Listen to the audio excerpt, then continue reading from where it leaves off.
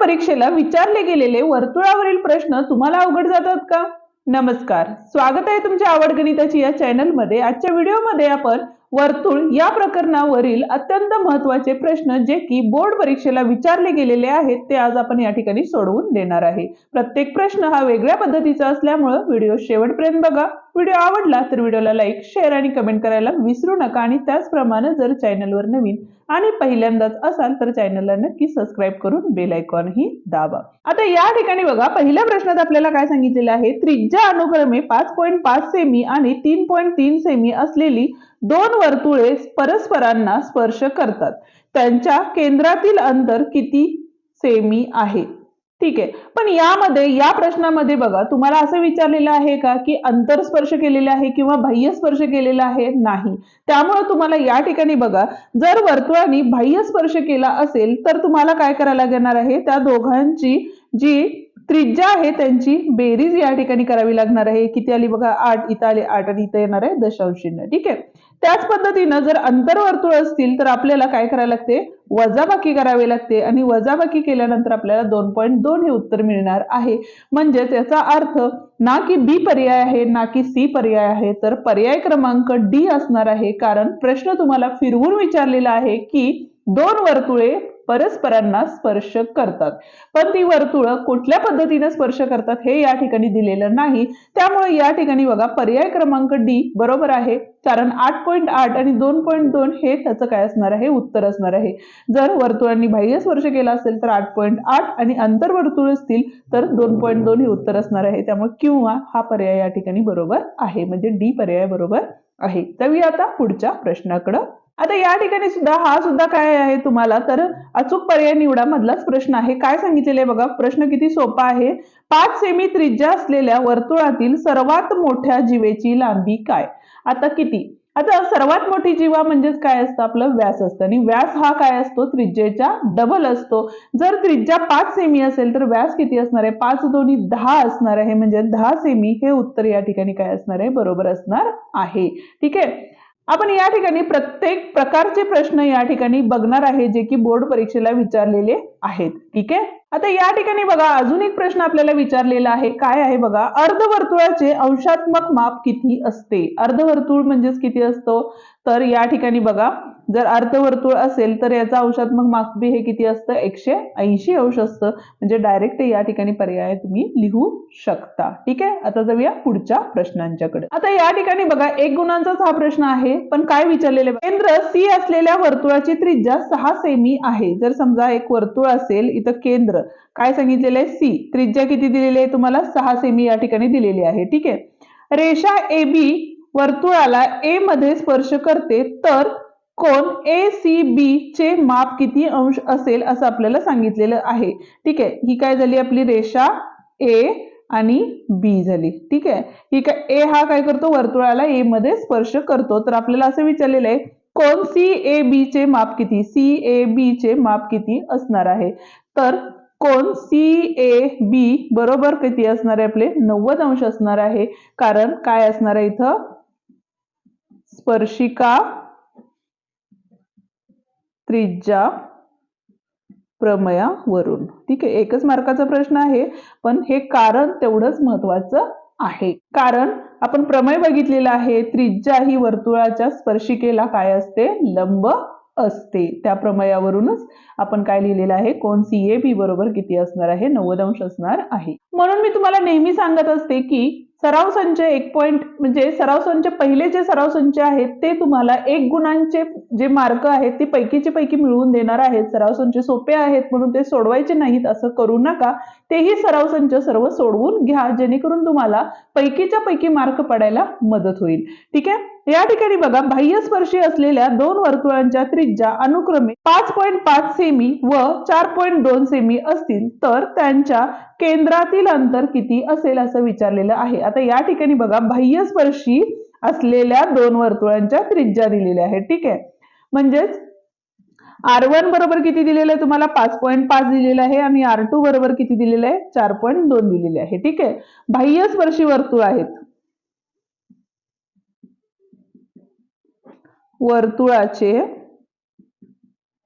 वर्तुळाची काय असणार आहे, केंद्रातील अंतर R1 अधिक R2 असणार आहे, बरोबर आहे. म्हणजेच काय झाले बघा इथं 5.5 अधिक 4.2 झाले. ठीक आहे, 5 आणि 2 7, 5 आणि 4 9, म्हणजे उत्तर किती असणार आहे आपलं, तर 9.7 सेमी हे उत्तर असणार आहे. ठीक आहे, हा सुद्धा 1 गुणांचाच प्रश्न आहे. आता बघा मगाच्या सारखा सेम दुसऱ्या प्रश्नपत्रिकेमध्ये प्रश्न तुम्हाला फक्त अंतरस्पर्शी असलेल्या वर्तुळाच्या त्रिज्या 5.5 सेमी आणि 4.2 सेमी आहे. हाच प्रश्न आपण सोडवला होता मागच्या प्रश्नपत्रिकेमध्ये, पण तिथं फक्त काय होतं, बाह्यस्पर्शी होतं. इथं अंतरस्पर्शी असल्यामुळे इथं तुम्हाला वजाबाकी करायची आहे आणि त्यांच्या केंद्रातील अंतर किती येतं ते मला तुम्ही कमेंट करून नक्की सांगणार आहात. आता जाऊया आपण पुढच्या प्रश्नाकडे. आता हा जो प्रश्न आहे तो 3 गुणांचा आहे, कृतीदर्शक प्रश्न आहे. तो सोडवण्याच्या आधी अजूनही तुम्ही व्हिडिओला लाईक केलं नसेल तर व्हिडिओला लाईक करून तुमच्या मित्रांना व्हिडिओ नक्की शेअर करा ज्यांना वर्तुळ हे प्रकरण अवघड जातं.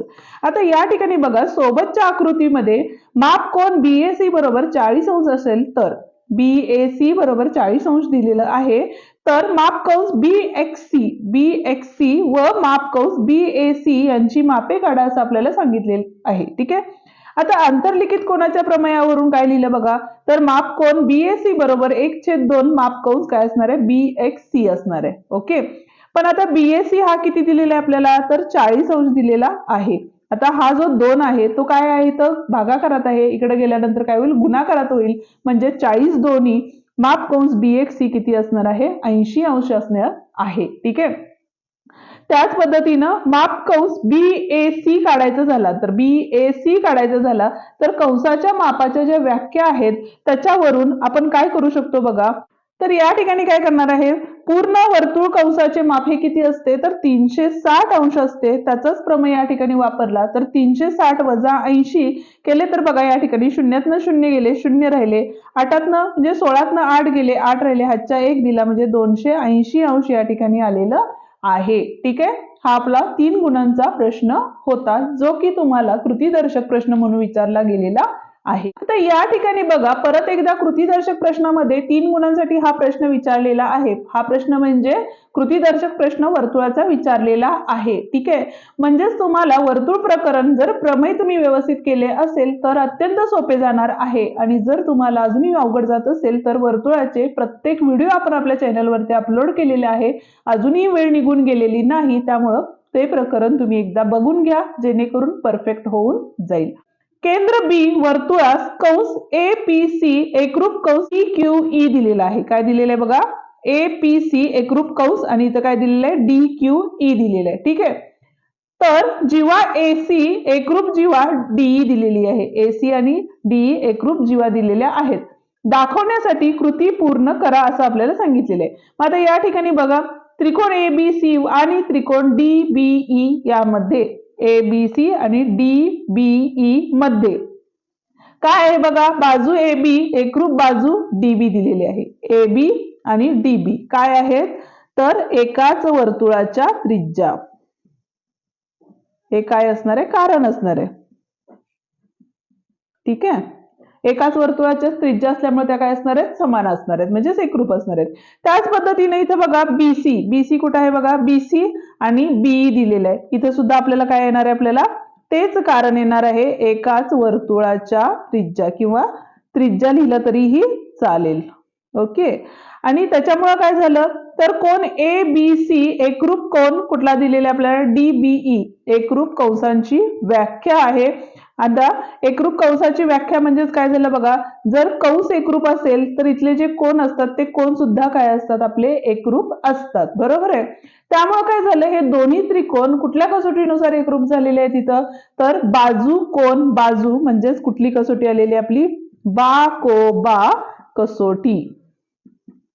ठीक आहे, म्हणून जीवा AC एकरूप जीवा काय असणार आहे आपली, तर DE जी की आपल्याला एकरूप आहे हे दाखवायला सांगितलेलं होतं प्रश्नामध्ये. बरोबर आहे, आणि कारण असणार आहे एकरूप त्रिकोणांच्या संगत बाजू, म्हणजे त्रिकोण एकरूप झाले की त्यांच्या राहिलेल्या बाजू ह्या सुद्धा काय असतात, एकरूप असतात.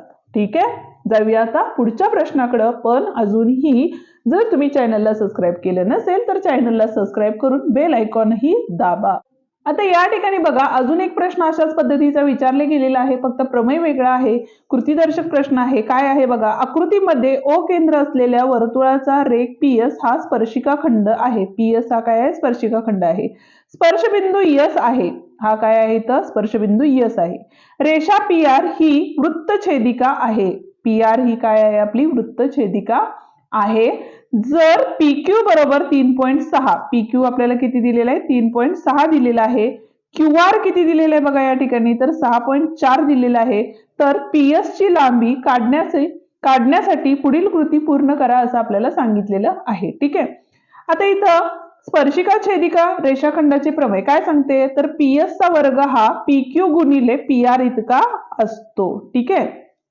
पण आपल्याला पीआर ची लांबी दिलेली आहे का, नाही दिलेली. पीआर म्हणजेच काय असणार आहे, PQ अधिक QR असणार आहे. बरोबर आहे, तेच या ठिकाणी लिहिलेलं आहे. त्यामुळे आता इथं काय झालं बघा, PQ, QR आणि PQ ची किंमत आपण या ठिकाणी टाकलेली आहे.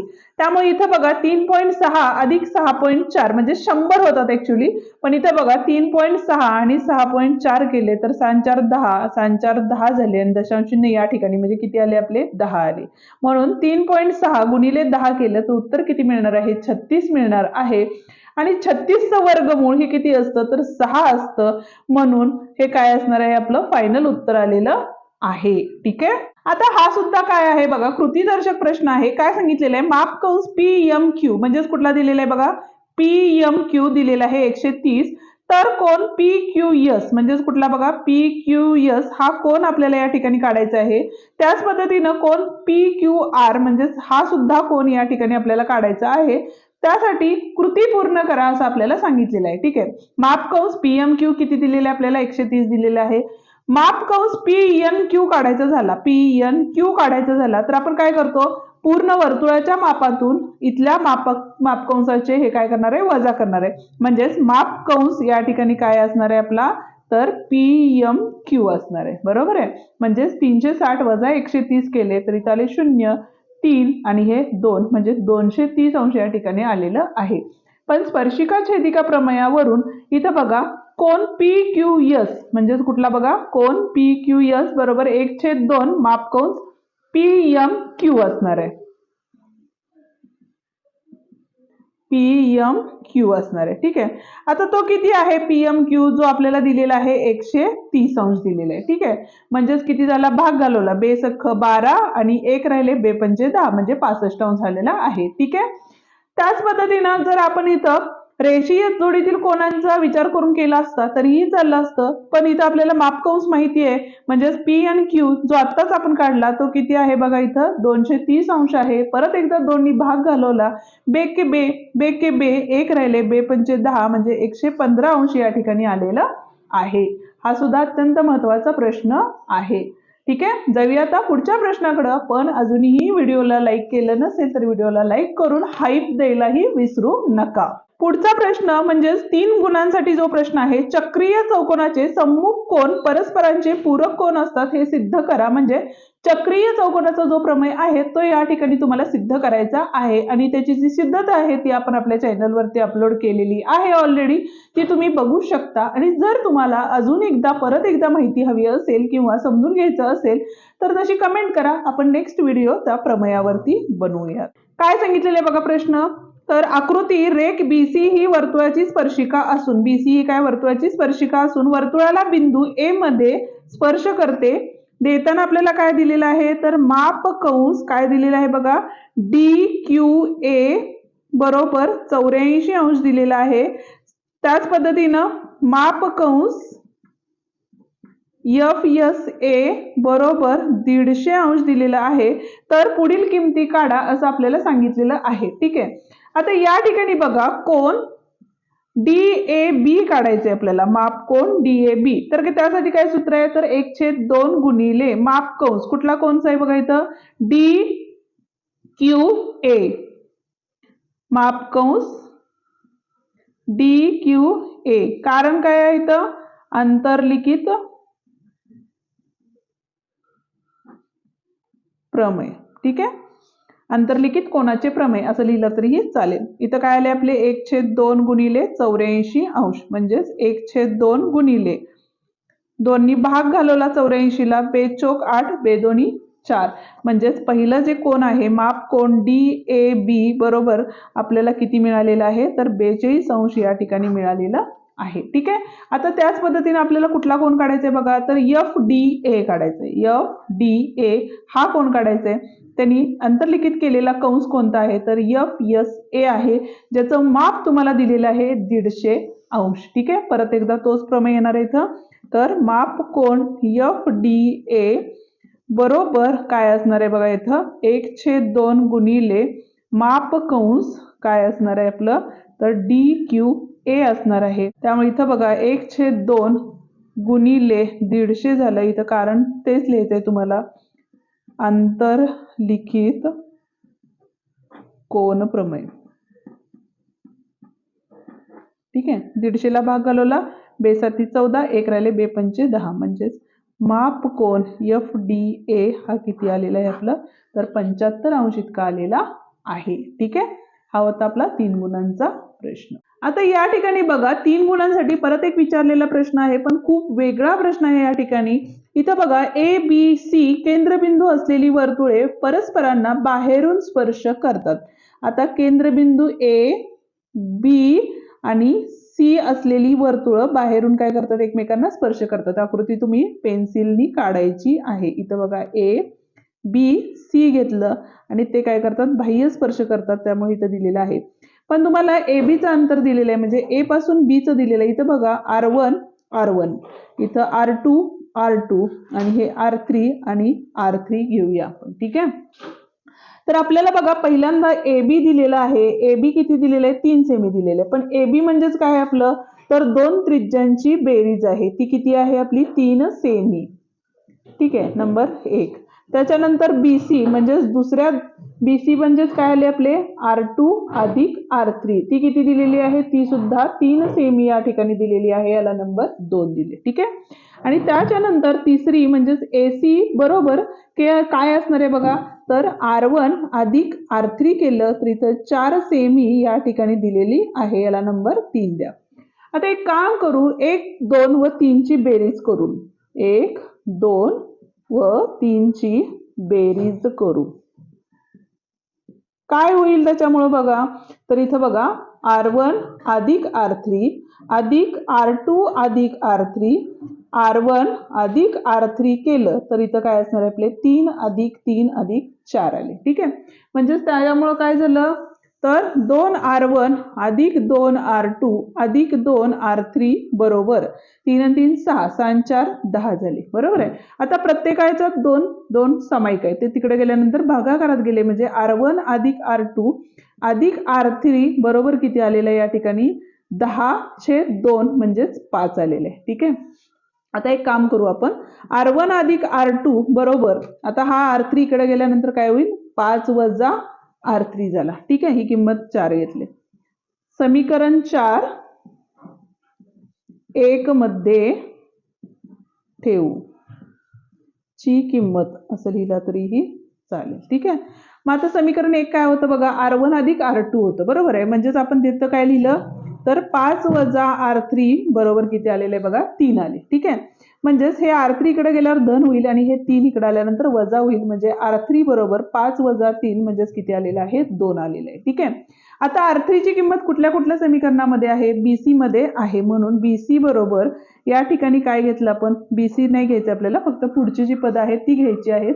R2 अधिक R3 म्हणजेच R2 अधिक R3 ची किंमत 2 आहे आणि इथं आले 3, म्हणजेच R2 बरोबर काय असणार आहे या ठिकाणी 3 वजा 2 म्हणजेच किती आले आपले 1 आलेलं आहे. ठीक आहे. इथं आपल्याला काय मिळाली R3 ची किंमत मिळाली, जी की R3 बरोबर किती मिळाले आहेत आपल्याला 2 मिळालेले आहेत आणि R2 ची किंमत किती आली 1 आली. आता राहिला R2. आता R2 कशा आहे बघा इथं R1 अधिक R2 बरोबर किती आहे 3 आहे, म्हणून R1 किती काढायचंय R2 किती आला 1 बरोबर 3, म्हणजेच या ठिकाणी किती झाले R1 बरोबर 3 वजा 1 म्हणजेच R1 बरोबर 3तनं 1 गेले किती राहिले 2 राहिले, म्हणून त्रिज्या काय असणार आहेत आपल्या 2 नंतर 1 व 2 या आहेत. ठीक आहे, किती सोपं गणित होतं बघा. या ठिकाणी आपला हा व्हिडिओ संपतो. आजचा व्हिडिओ तुम्हाला कसा वाटला ते कमेंट करून नक्की सांगा. व्हिडिओ आवडला असेल तर व्हिडिओला लाईक, शेअर आणि कमेंट करायला विसरू नका. आणि त्याचप्रमाणे जर चॅनलवर नवीन आणि पहिल्यांदाच असाल तर चॅनलला नक्की सबस्क्राईब करून बेल आयकॉन ही दाबा. आणि पुढचं प्रकरण तुम्हाला कोणते हवे आहे तेही मला कमेंट करायला विसरू नका. पुन्हा भेटूया उद्याच्या भागात नवीन एका प्रकरणाचे बोर्डाला विचारलेले प्रश्न घेऊन. तोवर आपले डिस्क्रिप्शन मधील व्हिडिओ पाहत रहा. धन्यवाद.